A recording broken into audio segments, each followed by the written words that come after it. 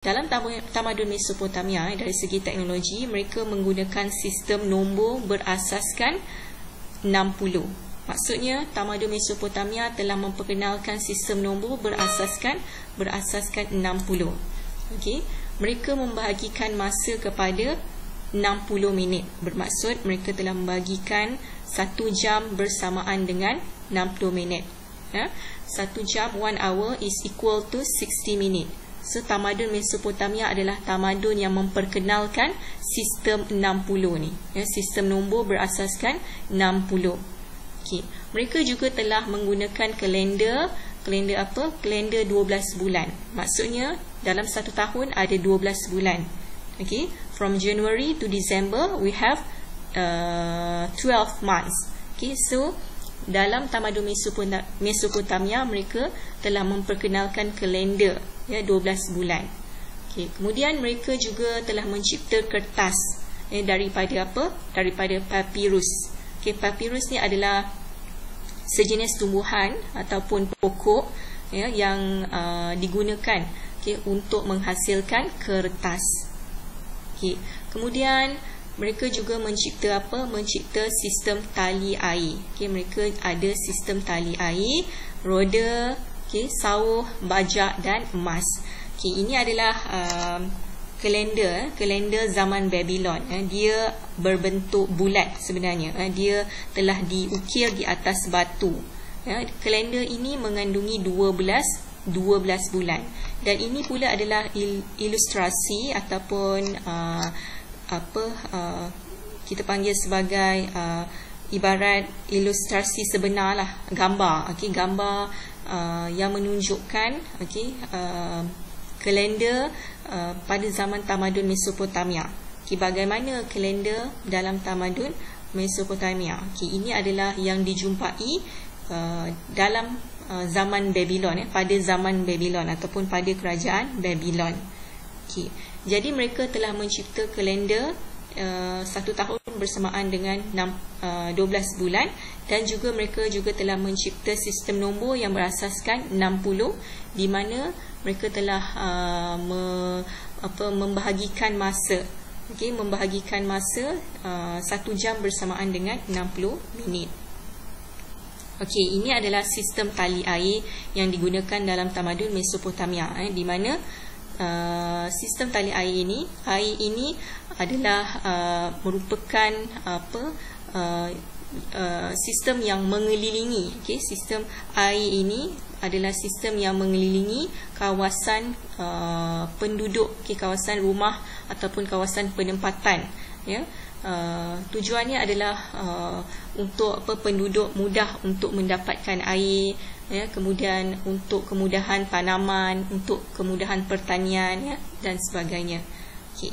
Kemudian ini adalah contoh gambaran roda, roda ataupun wheels yang dicipta pada zaman Mesopotamia.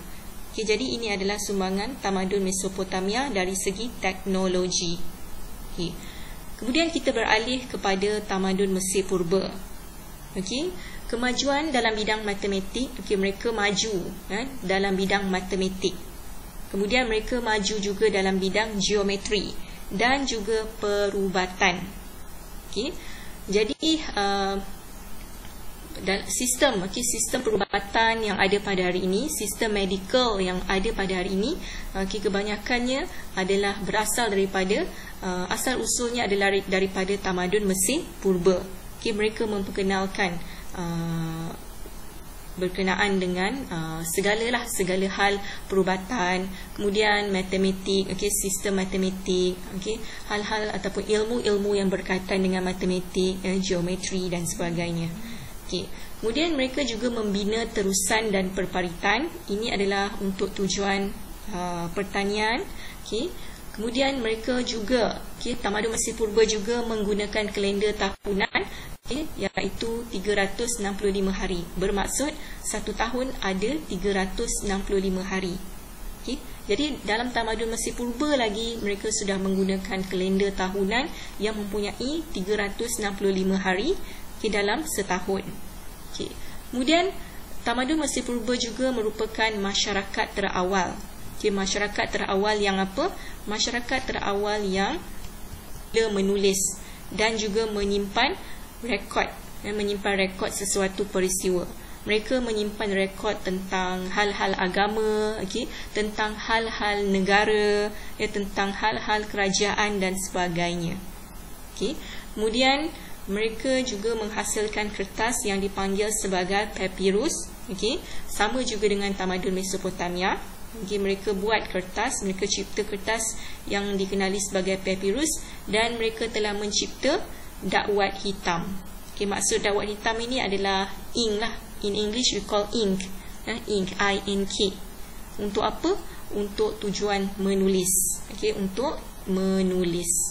Okay, ini adalah contoh teknologi pada zaman tamadun Mesir Purba. Okay, mereka telah mencipta kalender yang bersamaan dengan 365 hari dalam setahun.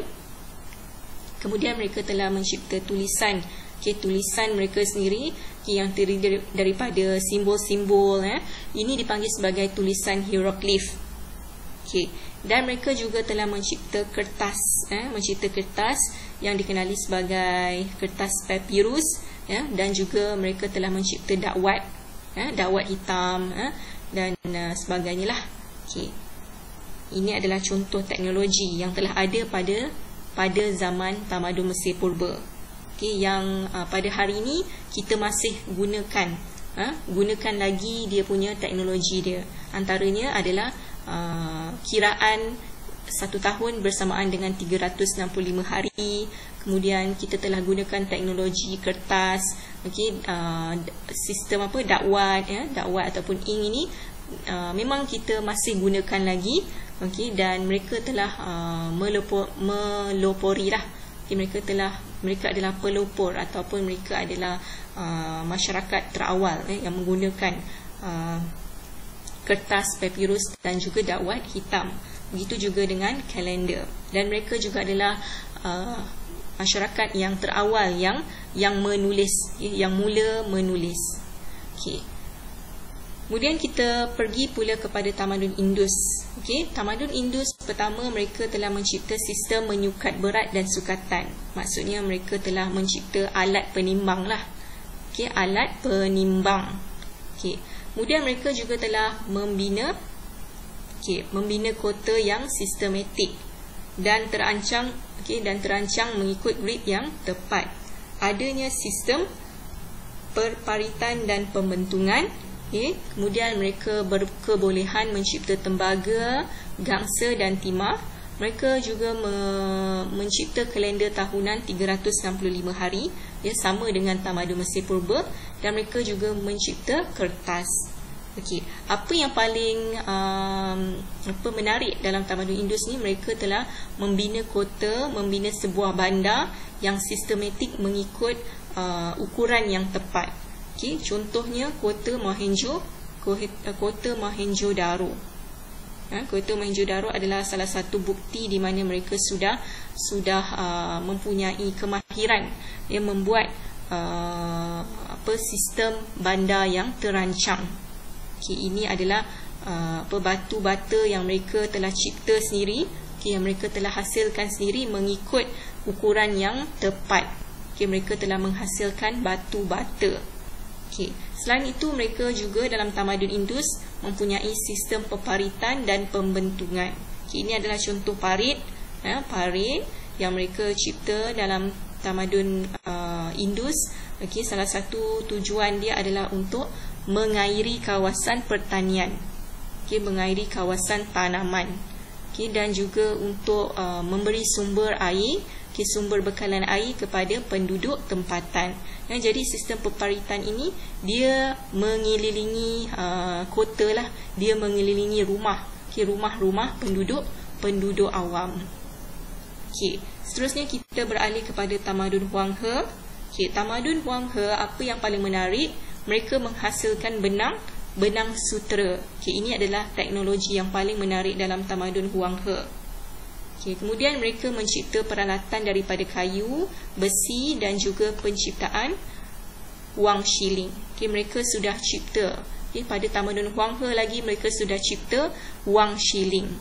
yang masih kita zaman sekarang masih menggunakan wang shilling. Jadi teknologi yang ada pada zaman sekarang ini banyak kita ikut daripada tamadun-tamadun awal lah. Kemudian mereka telah mencipta kompas magnetik. Kompas ni apa? Kompas ni adalah untuk menunjuk arah, untuk tunjuk arah lah, mana utara, mana selatan, mana timur, mana barat kan. Kemudian mereka telah mencipta tulisan daripada lukisan. Ini adalah contoh gambaran, gambaran zaman tamadun Huang He, di mana mereka mencipta kain. Mereka membuat kain daripada benang sutra. Benang sutra ni terhasil daripada ulat, terhasil daripada ulat sutra ni. Dia menghasilkan kepompong ini. Jadi sutra itu, benang sutra itu didapati daripada kepompong ulat ni lah. Jadi dia dihasilkan benang. Dihasilkan benang ataupun thread. They create thread by this kepompong daripada benang sutra ni, daripada ulat sutra ni. Kepompong ulat sutra. Kemudian dia buat wang shilling.